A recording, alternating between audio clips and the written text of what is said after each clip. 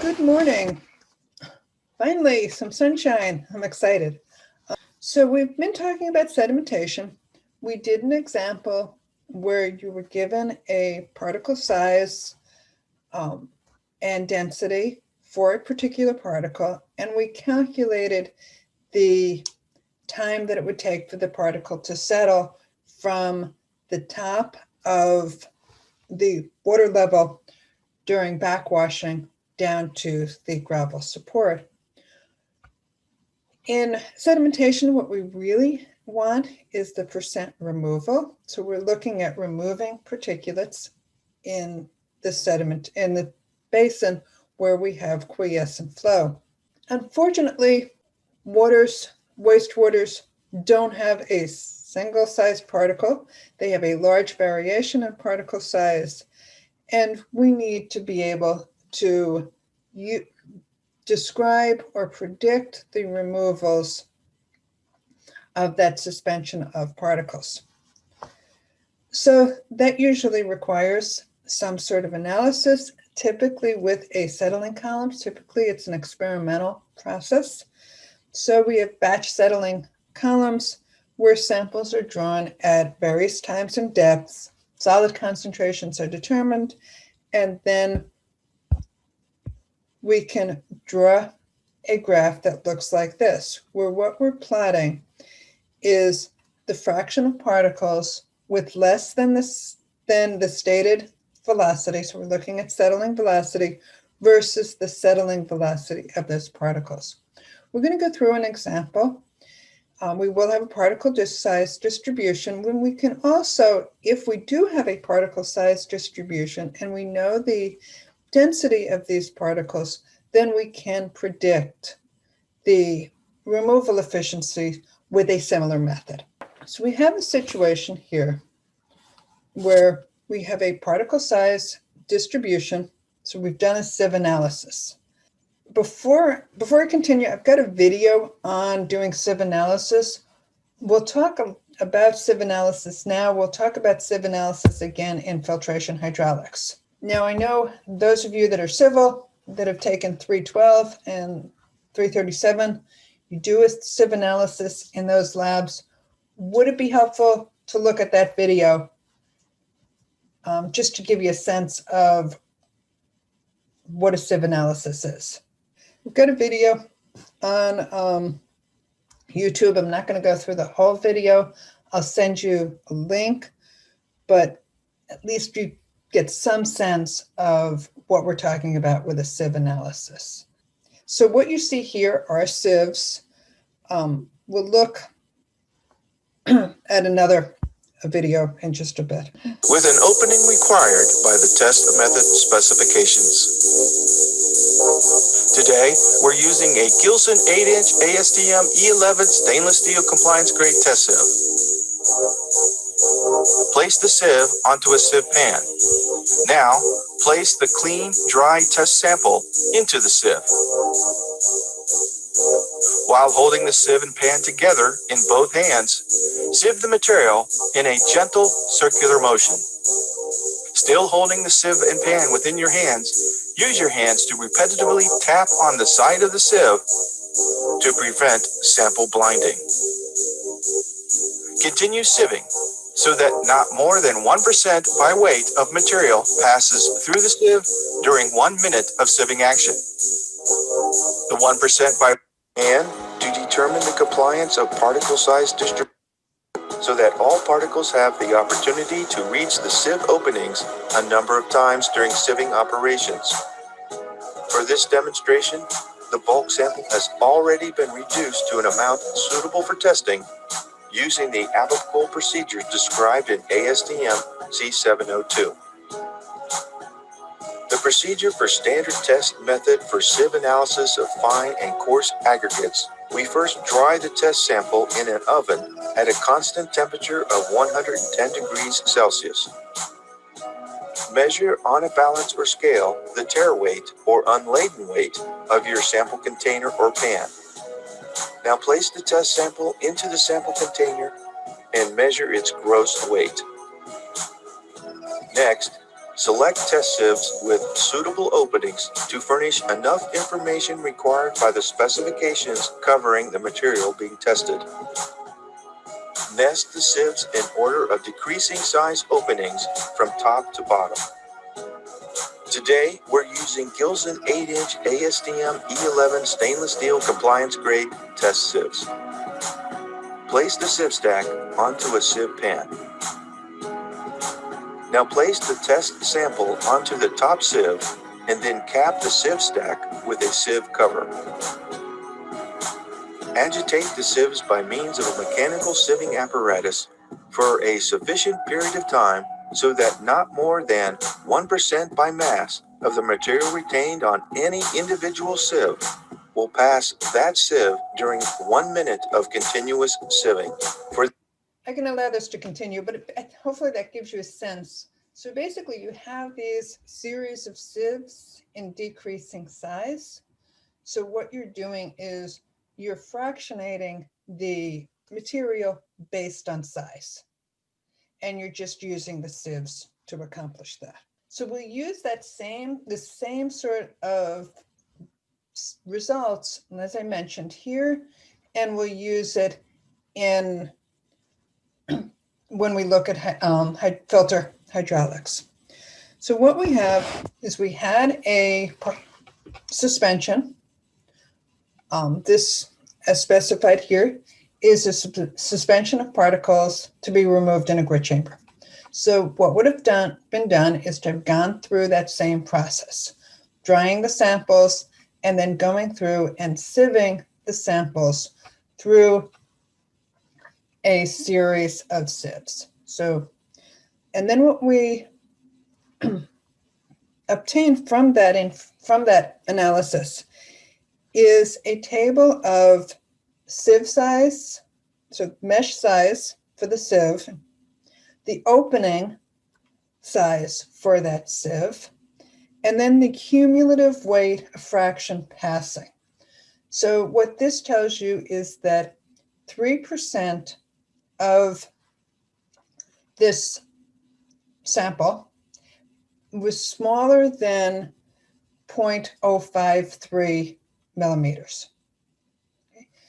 62%, shown here, 62% is smaller than 0.3 millimeters. So you can see we've got a series of sieves, and these sieves, the lower the number, the larger the opening. So in order to do this analysis, what we will do is we will determine the settling velocity of the particles. Now remember, we have multiple sized particles. Now, the problem statement is given here, but we're going to do the problem. We'll work through the problem assuming a temperature of 15 degrees C. So I've given you the absolute viscosity, you have the density of water at 15 degrees. You're told that the specific gravity of the solids is 2.65, and gravitational acceleration is 9.81 meters per second. We'll make some assumptions. We can use this equation. Assume we have spherical particles.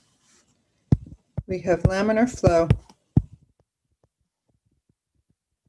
And if we have laminar flow, we can estimate the coefficient of drag to be 24 over the Reynolds number.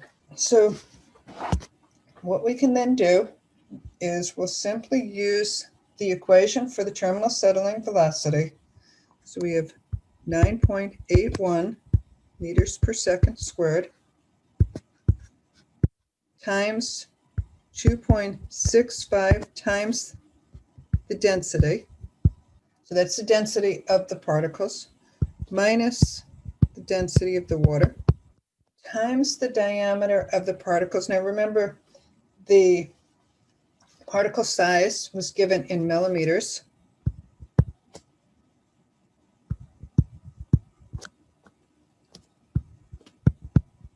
we need to divide by 1,000. So this was millimeters. And this is 1,000 millimeters per meter. And that is squared divided by 18 times mu. Now, if we multiply this by 60, okay, that's 60 seconds per minute. This, as written, is in meters per second. Okay. We're given a overflow rate. So this was the overflow rate. And I've given it here, or convert in meters per minute. So I've just done a conversion. So for the particle size given, the settling velocity is 0.13 meters per minute. Okay, so this was for the smallest size particles. We do the same set of calculations for all of our particles. And from that, we have a table here and now where we now have the settling velocity as a function of particle size. We also have it as a function of cumulative weight passing. Just as a reminder, this is V naught. So we can plot the weight fraction passing. So this is our cumulative weight passing versus the calculated, and this is our calculated settling velocity for each particle size diameter. What we then will do is, this is V naught. So this is the 2.8. What we want to do is calculate the area under the curve. So this will correspond to F naught. So it's the fraction passing at V naught, at the overflow rate. And what we want to do is we want to calculate the area above the curve so that the fraction removed is equal to 1 minus F naught. This corresponds to the fraction particles with a settling velocity greater than V naught. So all of those particles are removed. Plus 1 over V naught times the integral from 0 to F naught V over dV. And we can estimate this as 1 over V naught, the summation of V sub S dF. So what we can do is, and I'll show it to you in a bit, but for instance, we can estimate this here as the area of this triangle. Then we can estimate the area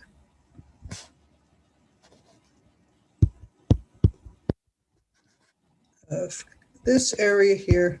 So you can kind of sequentially estimate the areas under this curve right here.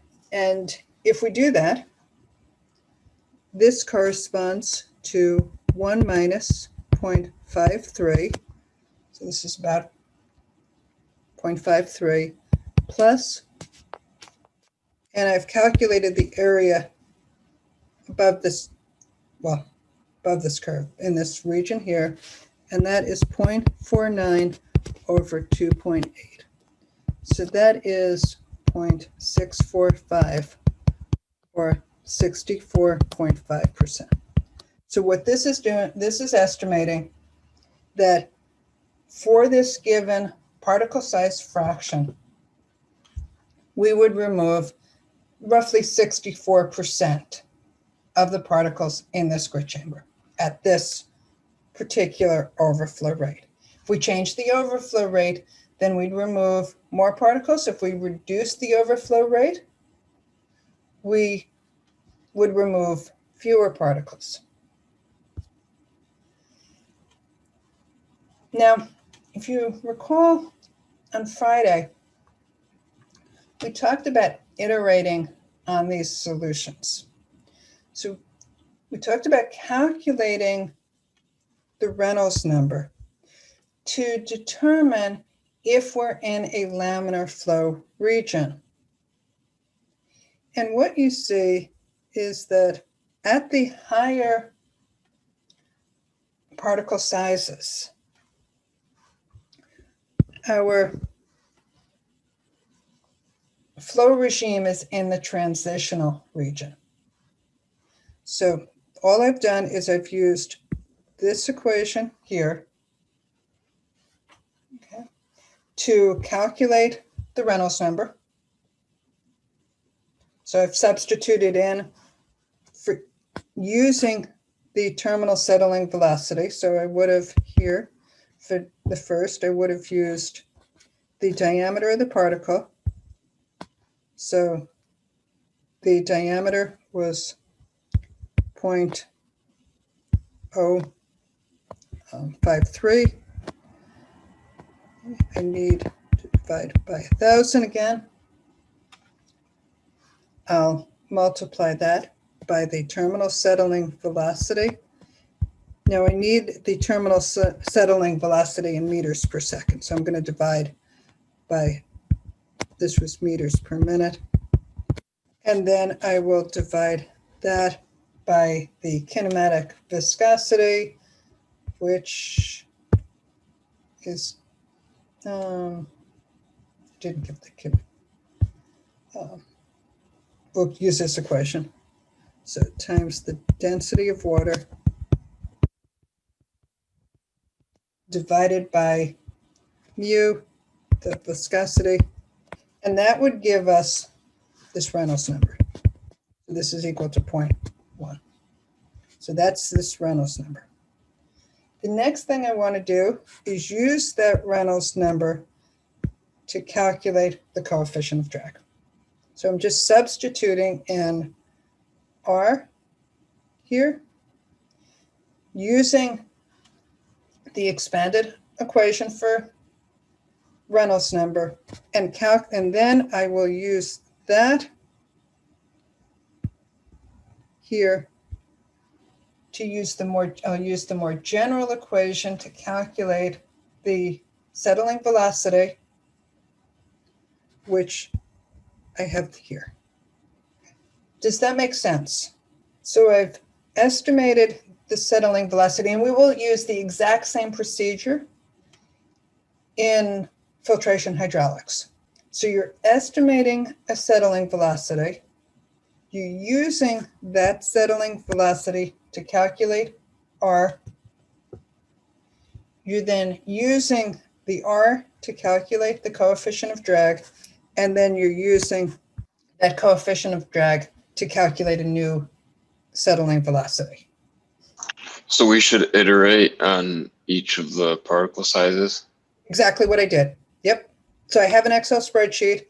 I've estimated the settling velocity using Stokes' law,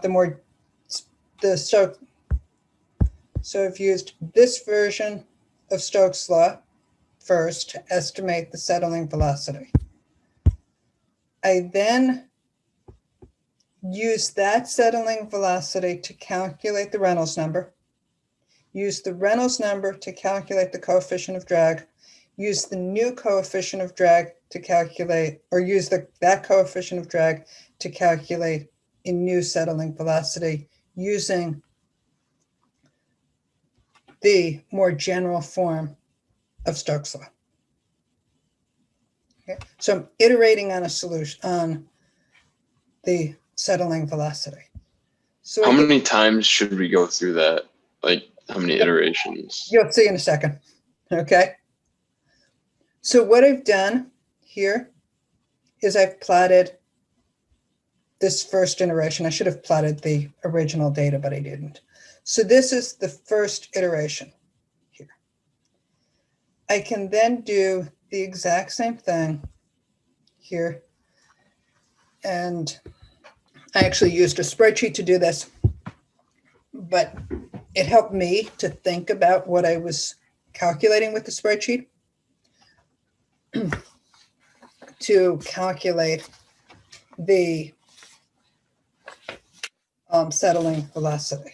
Okay, so when I do this, I have the same thing, except now here I'm at 1 minus 0.59 plus 0.57 over 2.8. So this here, this corresponds to the area above this curve. So this in this area here. So the way that I've done that, I've just broken up the area into triangles and rectangles and then calculated the area. So I've estimated it this way. And this gives me, this is 0.41 plus 0.203. So that is 6.613 or 61.3%. So it's slightly less than what we calculated before. So the question is, how many times do you need to do this? Okay, I did it a second time. And notice here, notice for the smaller size, there's no change. As the particle sizes increase here, you see that there is some change, and the most significant changes are actually at the higher size. If I plot that, you can see here, there's almost no difference. And there is a very slight difference here. If you calculate basically this area in here, what you'll find is that the difference is extremely small. It's within experimental error. So typically, there's no need to go beyond a first iteration unless you've got some very, very large size particles. For the most part, and you can see, second iteration really has very little impact. It's within the experimental error. So second iteration at most. It becomes more important when we talk about filtration hydraulics, as you'll see there, because you have to be very, very careful with your backwash flow rates, because you don't want that small particles actually leaving the basin. So you'll see there, the iterations become very important. For these types of calculations, one iteration is really sufficient. Now, when we move to type 2 particles, these are particles that aggregate or flocculate during sedimentation. So as the particles are actually settling, what you'll see is that you've got smaller particles. So as these particles settle, maybe this particle collides with a larger particle, and what we end up with is, two smaller particles collide, and we end up with a larger particle. So this becomes a large particle.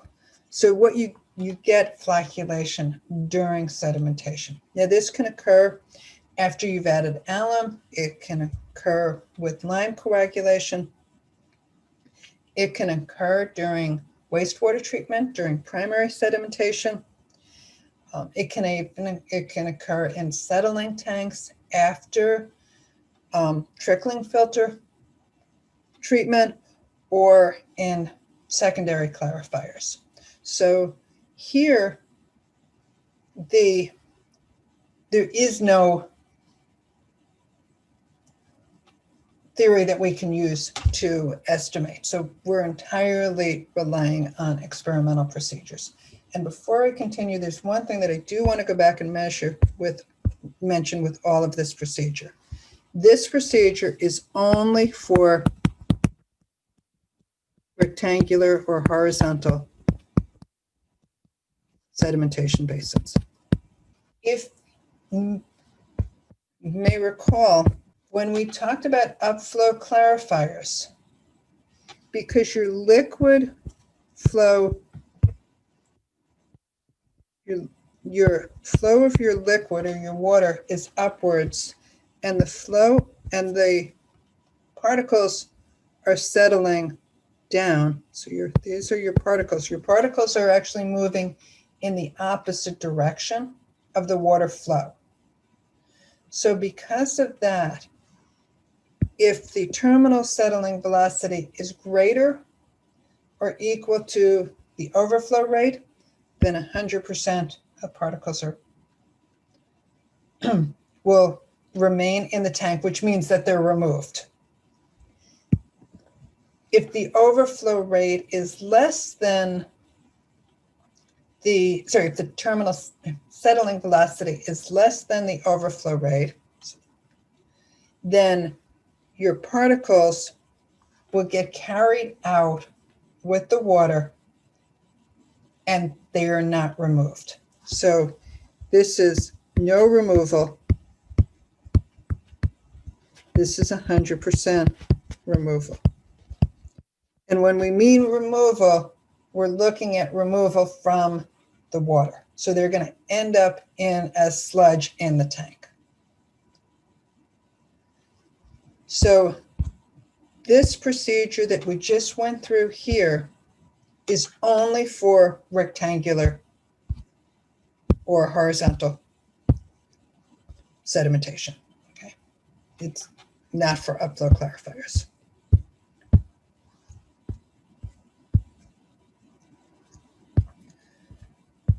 So with type 2 sedimentation, what we've been talking before is type 1, discrete settling, no interaction between particles.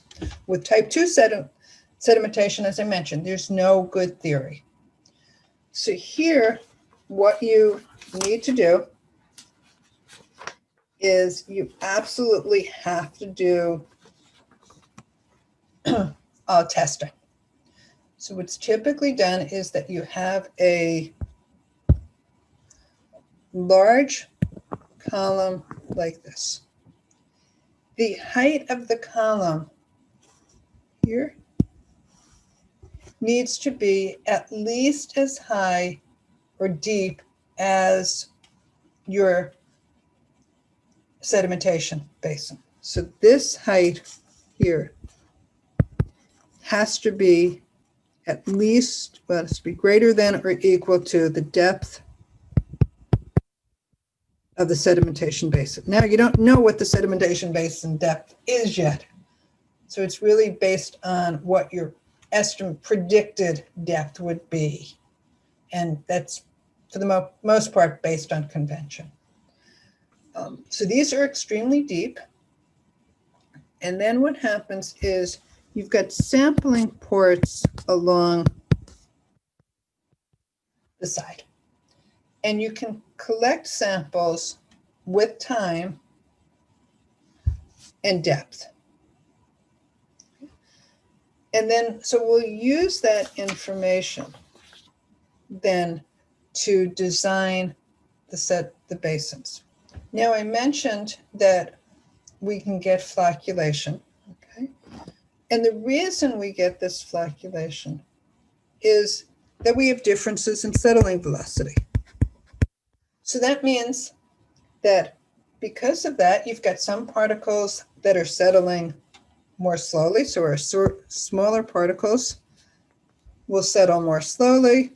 Our larger particles will settle faster. So these are faster. This is moving slower. Well, as this one's settling, maybe it interacts with a small particle and can flocculate.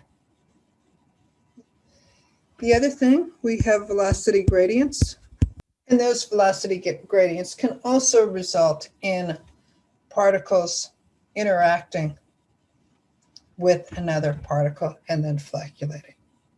So the advantage of this is we're getting flocculation, additional flocculation in the sedimentation tanks, and that results in enhanced removal. So you get the sweeping effect where the larger particles are settling faster, they interact with these smaller particles that are settling at a slower rate, creating larger particles that are removed more effectively. Now, I'm not going to go through, I'm not going to start this example because it'll take a fair amount of time. I've provided an Word file, actually it's a PDF, on Lon Kappa. I'd suggest printing that out, or at least having that available for Wednesday's lecture. But basically what we want to look at is, for instance, if we're looking at a detention basin of 60 minutes, what we're going to do is, the way we're going to estimate this is we have a removal efficiency of 60%. We're going to have to estimate what the removal efficiency is here. It's somewhere between 55 and 60. We can take this midpoint as the depth. We'll do the same thing here. Now here we're looking at the 60% and the 65% line. So we have removal efficiency somewhere between 60 and 65% at a depth. Look at the midpoint. We'll do the same thing here. We'll do the same thing here, and we'll do the same thing here. So basically, we're looking at these increments between these lines here. And what we do is we add those together.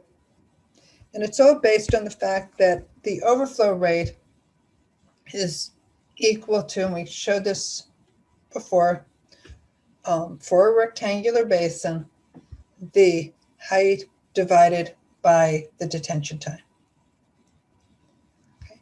So this was shown previously. Again, this is for rectangular or horizontal flow clarifiers. Sedimentation basins, same thing. So what we'll do on Wednesday is we'll go through an example where I will give you a set of data, okay, where what we've done in this case is, if we had done a settling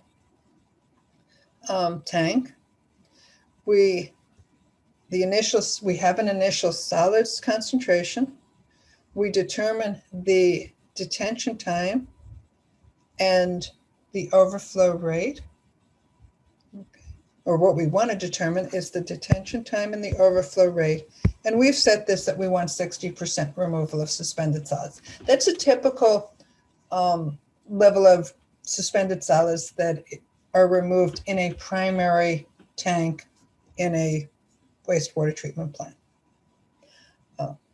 Just since we have a little bit of time, and I've said that this is typical for a primary, just to kind of give you a sense of a wastewater treatment plant.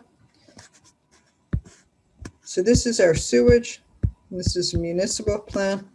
We would have some sort of screening device, typically bar screens. We could also have grinders, but what we want to do is remove the large material, no different than what we talked about in a water treatment plant. We often then goes into a grit chamber. So we're removing that inorganic material, sand, coffee grinds, particles such as that. And then we treat the sewage in a primary sedimentation basin. And then often this typically goes on to biological treatment. This primary sedimentation basin typically removes about 60% of suspended solids, about 30% of the BOD. Think about this as what we've done then is we have a sample of wastewater that has been treated through bar screens and grit chambers. We then have done the analysis where we've used this settling column to determine the concentrations of suspended solids as a function of time and depth in that column. And then that's what we will use for the design. So on Wednesday, as I mentioned, there's a handout in Online Kappa. Either print that out or at least have that access, because this is what we'll go through on Wednesday. Again, this is only for rectangular sedimentation basins. I'm going to stop there rather than starting this now because it will take a significant amount of time, and happy to answer any questions about